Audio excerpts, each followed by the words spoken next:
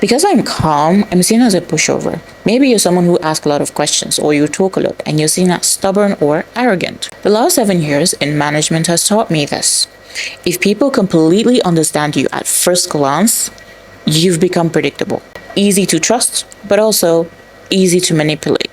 Here's the truth, and this is probably going to be an unpopular opinion, but you should be misunderstood. I know because this one saved my career, but it only worked because I stopped reacting to it and started using it.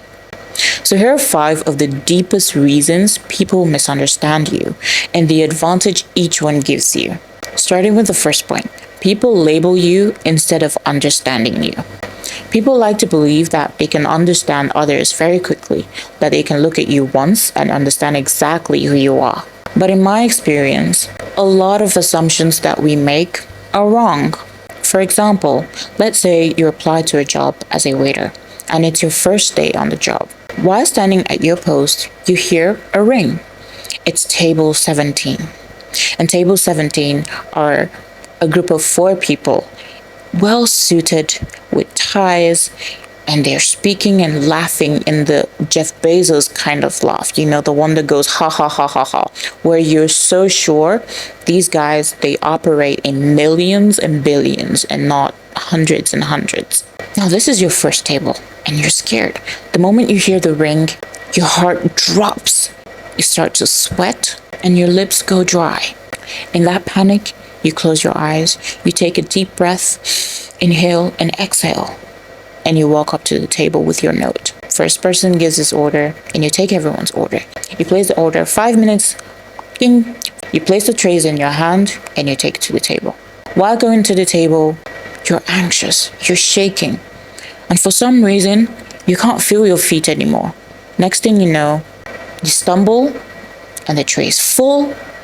The plates are shattered. All 4 men stand up and they're yelling, "How could you let this happen? Why are you so incompetent?" You're chastised by the manager, but you're let off with a warning. The next day, the same group of people walk into the restaurant. And here you are, standing in your post. You hear a ring. It's the same table 17. You walk up to the table. They look at you and they say, "Wait, you're the incompetent server from yesterday." That's right. You have been labeled incompetent.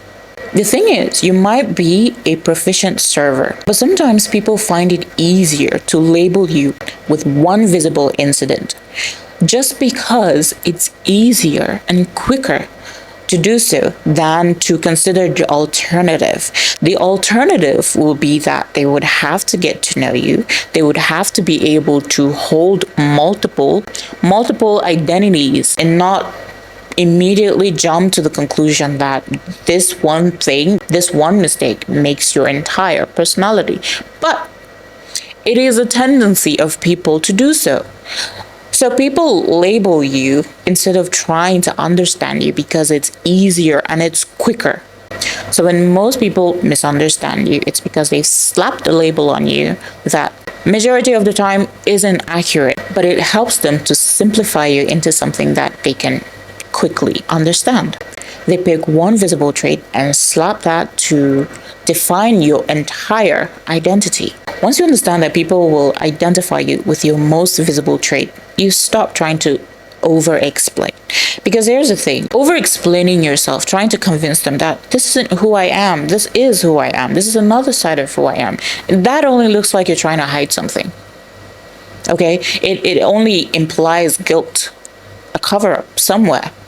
Rather than have yourself do that, you must understand that there is an advantage to this point. There is an advantage to being labeled. You get to pick the label. Instead of over-explaining yourself, use it to create a loophole. How? Let people underestimate you. Let people underestimate you strategically. Introduce them to a side of you that fits into their preconceived notion of who you are. Then you strategically reveal the other side that they are unfamiliar with. Being able to execute this well will do 2 things for you. First, you'll earn their respect. And second, You will create a strong impression of who you are. And as a bonus, now they will be forced to relabel you. You're not just a shy person. You're not just a calm person. You're not just a pushover. Now you're an intelligent person. Now you have standards. And this will make them understand you differently. People can only understand what they've experienced. Have you ever tried explaining how to use a computer to someone over the age of 60? Or something as simple as social media, like Facebook? Challenging doesn't even begin to describe it. You repeat yourself 52 times, maybe even 100. You'd say, oh no, not there, here. No, don't click that, click this. You will repeat yourself. Your patience will be tested, and you will need the kind of self-control that you have never needed in your entire life. Because for you, growing up with technology is normal. You navigate it so simply. But for them, it's strange. They were raised to communicate with handwritten letters or telephone with the round dials that you have to, sort of twist this way. And that for them was normal, not ChatGPT, not Mac, not an iPhone. And that's the point. Explaining all of this and how current technology works is difficult for them to understand because they didn't experience it. So they cannot understand it. But you can. Because you grew up into it and you understand it, you've experienced it. You've passed your exam with the help of technology. You've had your first date with the help of technology. So the point remains, people will always struggle to understand what they have not experienced. If someone has never been disciplined, your consistency looks obsessive. If someone has never had your level of focus, your dedication will look unhealthy. If someone has always been negligent, your diligence will look like you're trying to impress. People will reject what they don't understand because they cannot relate to it. So instead of doing the work and trying to expand their understanding, what they do is they try to reduce yours. But here's a question I want to ask you. Why should you lower yourself to their level of negligence when they should rise to your level of competence? The answer is simple. You shouldn't. The advantage that this presents you with is this. Your ability to stand out becomes your strongest leverage. When you use it strategically, you position yourself as someone who is more reliable, more knowledgeable, and more disciplined. And over time, you become the one person people turn to. People don't see you. They see your role.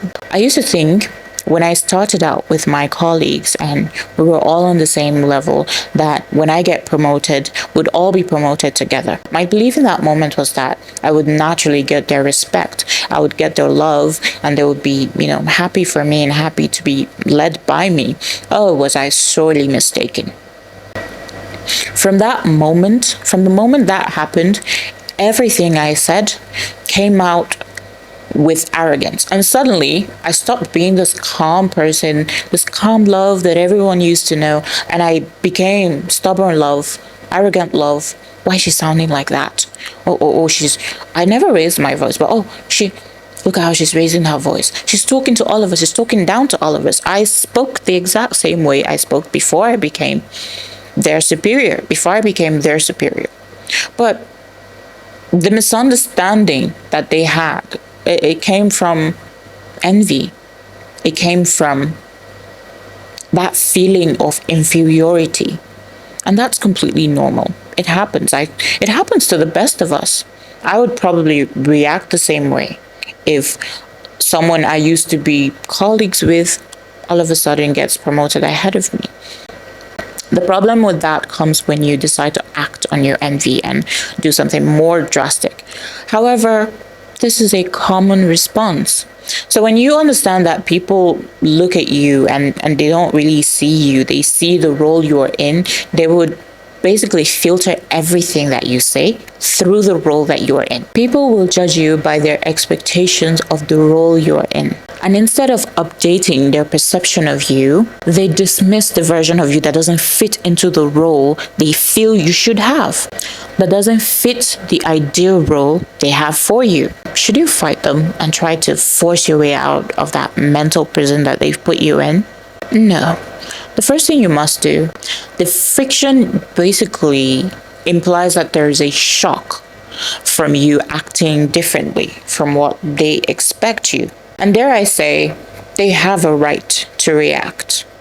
they have a right to be surprised because it's unfamiliar territory, and it's their brain's natural response to uncomfortable situations. It almost signals there is a threat somewhere. So rather than fighting, rather than coming at them so strong to try and force them to accept you for this new role that you've decided to carry, calm down and let's do it differently. First things first, throw your ego aside. You're not superior to them on all fronts, and your humility will first serve you. And then what you need to do is to strategically position your role as an advantage to them. Here's what I mean. Make them see you as someone they need to be in that position, to have that personality, to have that role. That by having this side of you, by having this skill, by having this knowledge, by being different, you supplement the part of them that they feel inferior. Make them see you as someone they need by having the skill, the knowledge, and the behavior that you have now. This will compensate for the feeling of inferiority that they have inside of them. People don't see you, they see their assumptions. Most people don't see you as you are. They see you through their own experiences, their own assumptions, and their own biases. So when you're calm, they don't just see calmness. They see what calmness meant in their own life. If their calmness made them feel ignored or taken advantage of, they will assume that yours will too.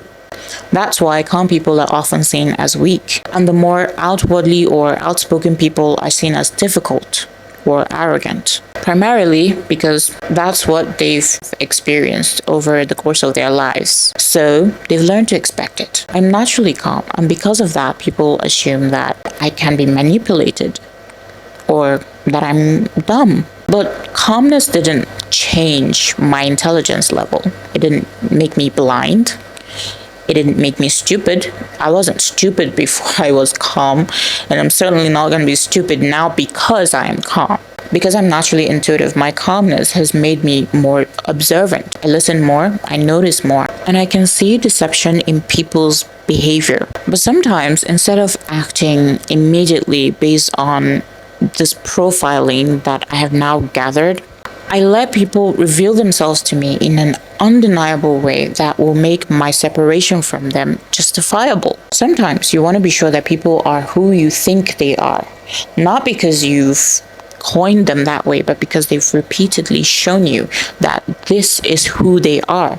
That sort of takes away the guilt that you feel when you separate yourself from them.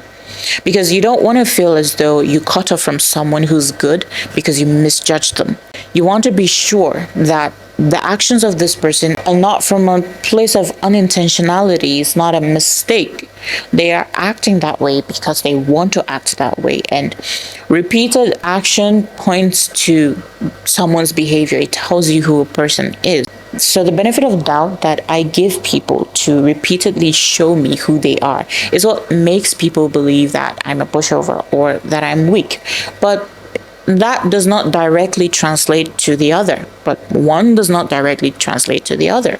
So once you understand that people will respond to their perception of you, not the reality of who you are, you stop getting offended by their misunderstanding and you start learning how to use it. This is probably one of the biggest reasons why people misjudge you. People protect their ego by misjudging you. This is especially common in workplace dynamic or in family, but you can see this anywhere as long as there are people there. Majority of the time, the reason why people misjudge you is because they don't want to be wrong. They don't want to change their minds because it will mean they have to admit something into themselves that they were wrong. And let me put it this way, people would rather choke on their ego than admit an error,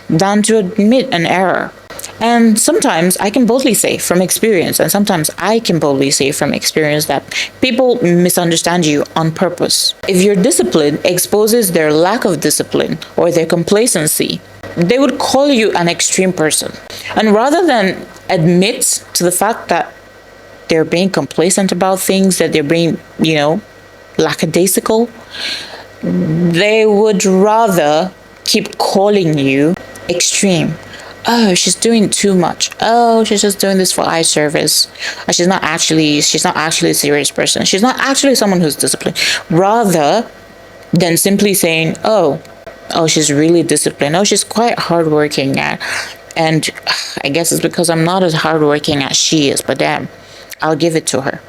Rather than simply admitting to that feat, they would take it violently, and then they'll take it violently to put that on you. And it's not because they can't see you differently. It's not because they can't see you in this actual form that you are. It's simple, they just don't want to be wrong. They hold on to a misjudgment of you in their mind and they refuse to change it. And it doesn't matter how many times you try to prove them wrong. They will insist on it. They will hold on to it. It doesn't matter how good you are. They will never see you good. It doesn't matter how good you are. They would never see you good. It doesn't matter how nice you've been. Once they have that established, the established identity, and what they've used to define you as, let's say you're someone who you had an argument with them one time, right? And this one time was when you bested them knowledge-wise by knowing something more than them, and suddenly they say, oh yeah, that's the one who, yeah, she always knows. Yeah, that's who she is. She always knows. They would not like to consider the fact that you always know because you like to learn. That doesn't make you bad. They're misunderstanding you and placing this label of arrogance on you because you bested them knowledge-wise. Rather than face the internal struggle here, the internal idea that maybe you're inferior because you don't know as much, rather than face that, they would much rather point you as a bad person. Yeah, she's someone who knows too much. Yeah, she's arrogant. No, don't bother with her. She knows everything. You can't talk to her. No amount of explaining can fix that. So the $1 million question is this: how do you deal with someone who insists on misunderstanding you? Here's what you shouldn't do. Don't try to convince them. Don't try to convince them. No amount of explanation can change a person who is committed to misunderstanding you. And sometimes the most effective response is separation. Do you know what your greatest advantage here would be? Peace. Peace from not having to explain yourself all the time. Peace from not having to justify everything you say and everything you do. Peace from their validation. Finally, here's what you need to do. Here's an important thing that you need to do. Think back on all the times that you've been misunderstood. Which of these reasons did it fall under? Because once you can identify it, you can surely use it. I believe that every misunderstanding has valuable information that you can use. It will tell you how they're thinking. It will tell you what they're thinking. It will tell you how they think. And it will surely tell you what they lack. That information, it gives you control. It helps you decide how you respond, what you engage with, and what you should ignore. When you understand how people think, you're not just reacting randomly. You're reacting strategically. If you want to learn more how to think independently and speak with wisdom beyond the average person, follow and subscribe now.